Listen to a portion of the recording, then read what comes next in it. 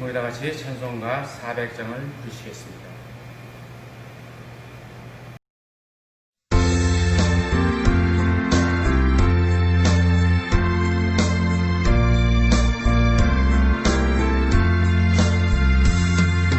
험한 시험물 속에서 나를 던져주시고 노한 풍랑 지나도록 나를 숨겨주소서. 주여 나를 돌보시사 고이 품어주시고 험한 풍파 지나도록 나를 숨겨주소서.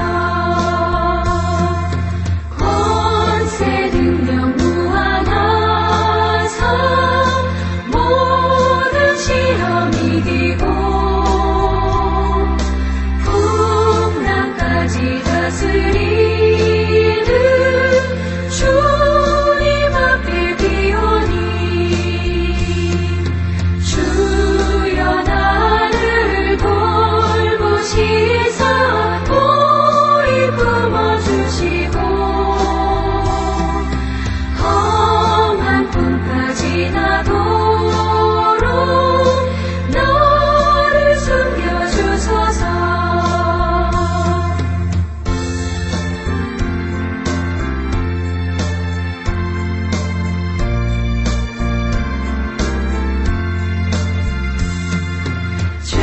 죄악길에 빠진 이 몸 캄캄한 데 헤매며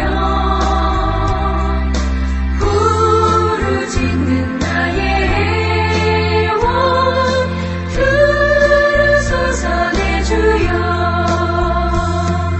주여 나를 돌보시사 고이 품어주시고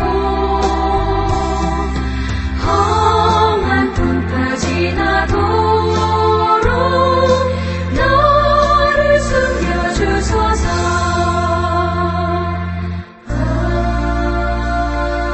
아멘.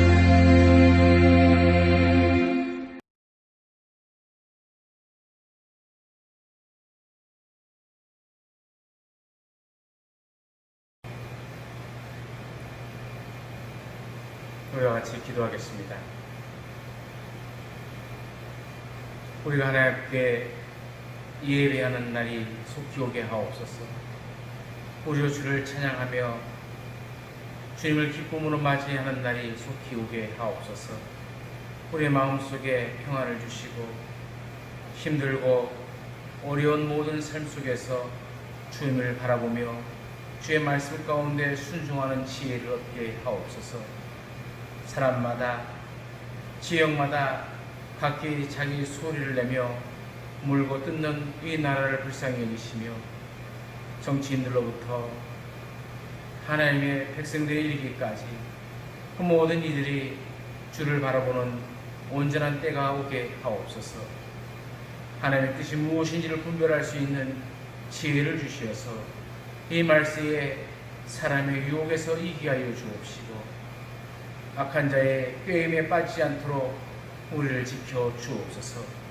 우리 마음속에 평안을 주시어서 사리 분별을 행할 수 있는 능력을 더해 주시고 그 모든 일을 통해서 너희의 착한 행실을 보고 하나님께 영광을 돌리라 하신 하나님의 말씀을 우리의 삶을 통해 이루어지는 복된 날이 되게 하옵소서. 병마로 신음하는 주의 자녀들을 기억하여 주시고 노년에 모든 힘이 빠져가는 주의 사랑하는 자녀들을 기억하여 주시어서 그 모든 이들이 그 질병과 그 아픔과 그 상황으로부터 구원함을 받게 하옵소서. 오늘도 우리에게 주시는 말씀을 잘 기억하며 마음판에 새기고 그 말씀을 따라 살아가는 지혜로운 백성들이 되게 하옵소서. 천국 교회를 세우셨고 또 주께서 우리를 이끌어 주심을 믿습니다.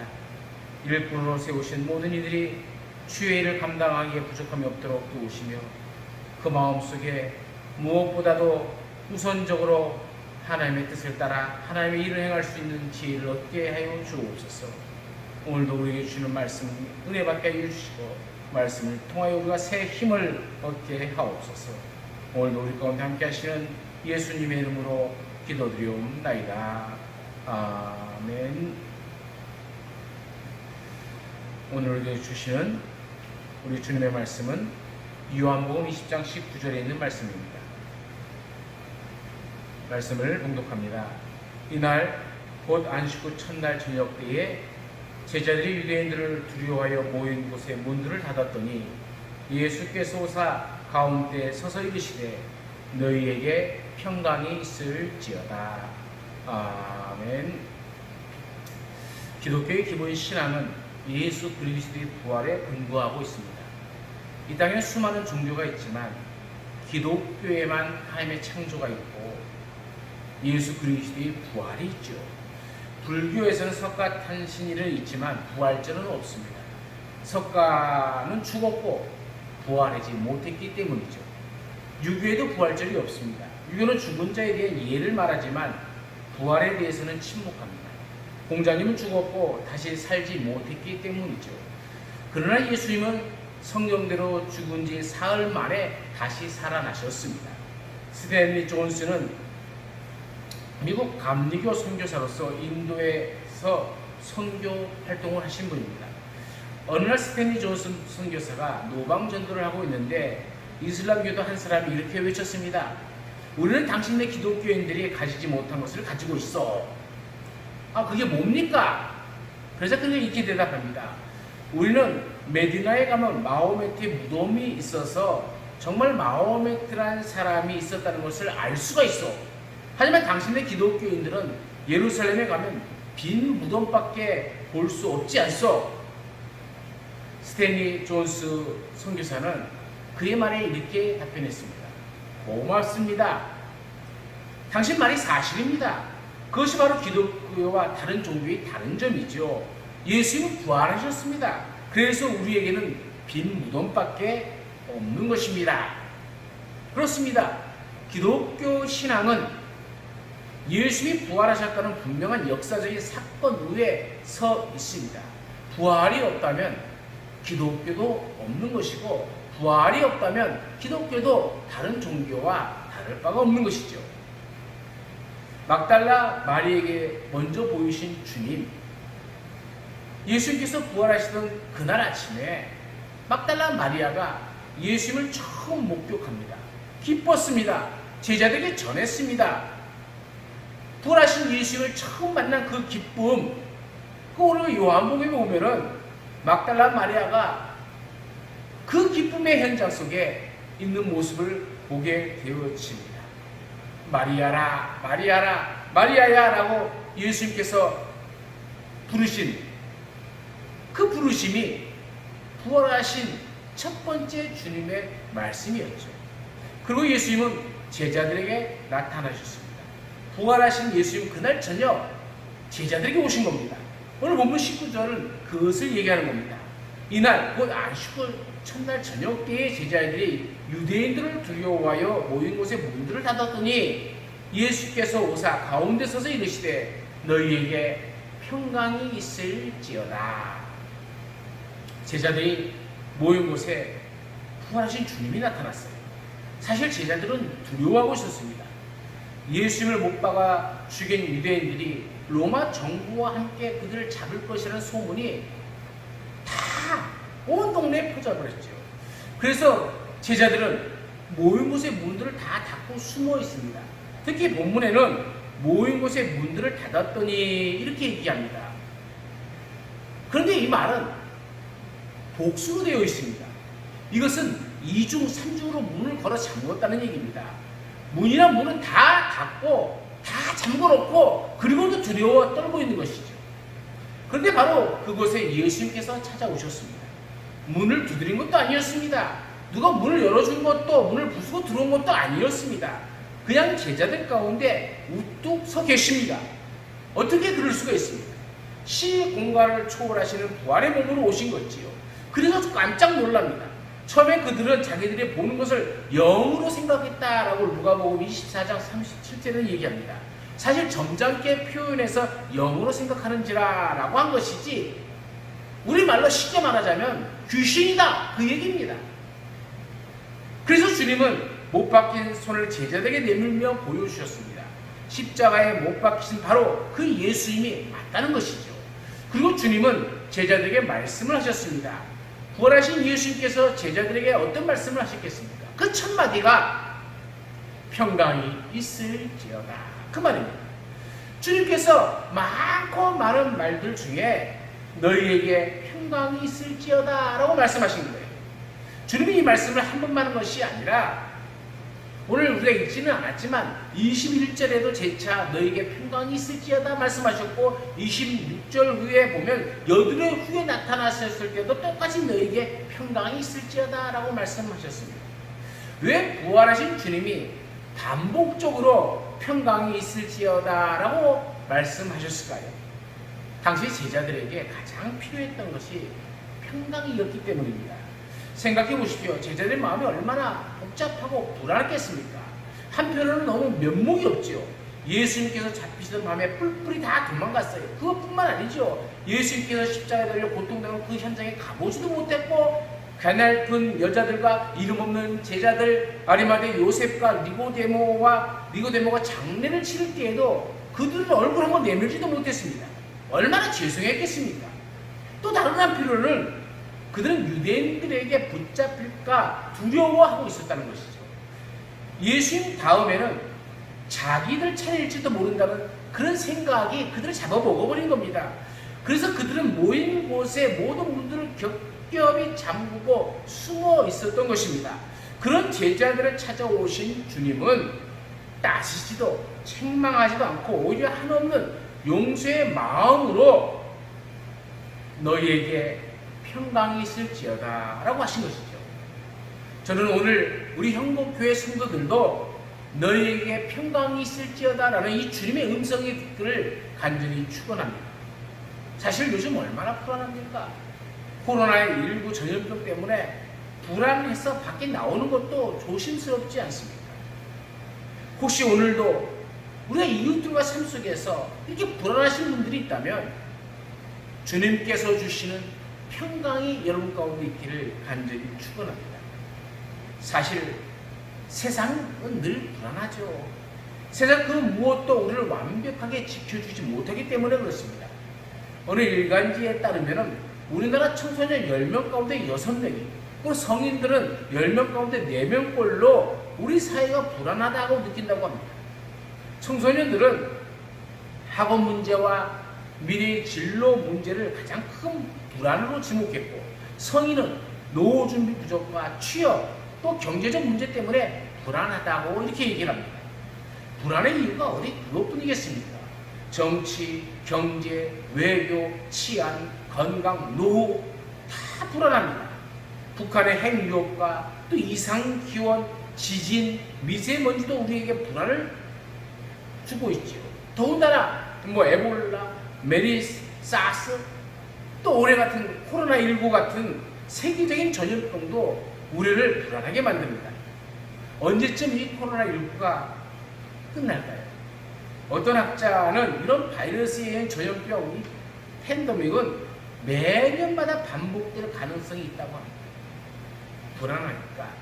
불안하니까 온 나라 구석구석에 거리마다 CCTV가 다 설치되어 있고 자동차마다 블랙박스가 장착되어 있습니다. 대부분의 아파트는 비밀번호를 모르면 들어갈 수가 없습니다. 그래서 세상에 불안이 해소됐습니까? 도둑과 강도가 없어졌고 강력범죄가 사라졌습니까? 아닙니다. 이렇게까지 하지만 불안한 건 마찬가지죠. 그 무엇도 우리를 세상 불안에서 해방시켜줄 수 없습니다. 그런데 부활하신 예수님은 제자들 가운데 오셔서 너희에게 평강이 있을지어다 라고 하셨습니다. 여러분, 이 말씀은 평강하기 바란다, 평안하기를 빈다 라는 그런 뜻이 아닙니다. 명령이자 선포입니다. 평강은 우리가 만들어내는 것이 아니라 주님이 주셔야 된다는 얘기입니다. 불안에 떠는 사람들에게 평강을 줄 수 있는 분은 부활하신 주님밖에 없습니다. 예수님은 평화의 왕으로 이 땅에 오셨고 우리의 평화가 되기 위해 십자가에 달려 죽으셨습니다. 그리고 부활하심으로 평강, 샬롬을 이루셨습니다. 그래서 주님은 이렇게 말씀하셨습니다. 평안을 너희에게 끼치노니 곧 나의 평안을 너희에게 주노라. 내가 너희에게서 주는 것은 세상이 주는 것과 같지 아니하니라. 너희는 마음에 근심하지도 말고 두려워하지도 말라. 아멘.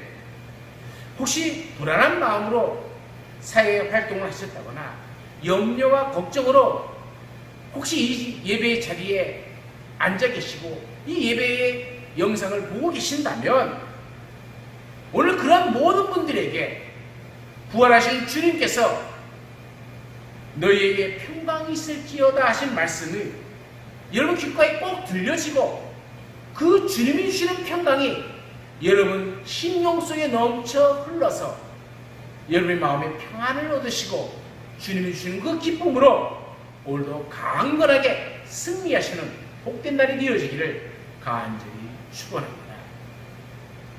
우리 가운데 함께 하신 하나님, 인간에게서는 참된 평안이 없음을 깨닫습니다. 나를 믿으라, 나를 믿고 따르라, 나를 믿으면 다 되어진다라고 하지만은 인간은 그 한계에 곧 부딪혀버리고 맙니다. 우리가 평강을 원하지만 그 평강은 곧 우리 삶 속에서 불안으로 바뀌어지는 경우도 허다하게 봅니다. 그러나 주님을 믿는, 그래서 그 믿음 가운데 있는 자녀들에게 주시는 주님의 평강은 우리의 심령 속에 가득가득 채워져서 우리에게 기쁨으로 차고 넘치게 되어질 줄로 믿습니다. 오늘 우리에게 말씀하여 주옵소서. 너희에게 평강이 있을지어다. 이 말씀이 나의 말씀이 되어서 오늘 하루도 승리하는 백성이 되게 해주시고 코로나19의 이 시대를 넉넉히 이기는 믿음의 백성들이 되게 하여 주옵소서. 언제나 함께 하시는 예수님의 이름으로 기도드리옵나이다. 아멘. 찬송가 412장 내 영혼이 극히 깊은 데서 찬양을 드리시겠습니다.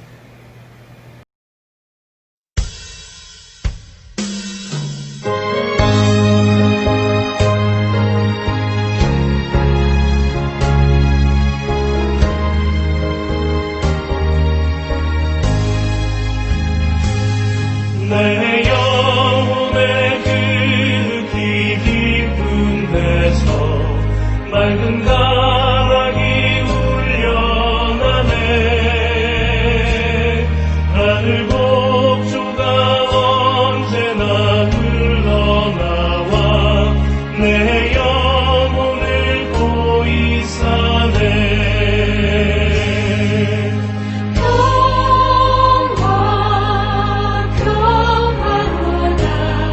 하늘 위에서 내려오네.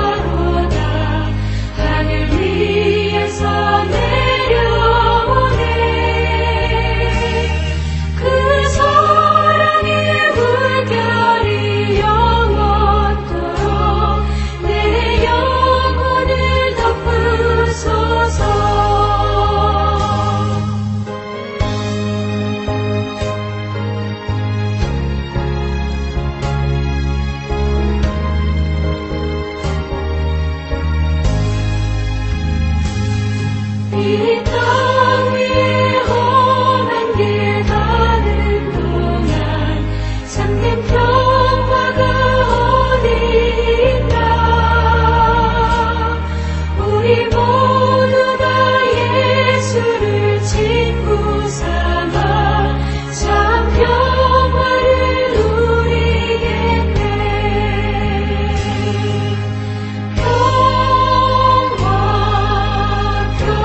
평화로다 하늘 위에서 내려오네. 그 사랑의 물결이 영원토록 내 영혼을 덮으소서.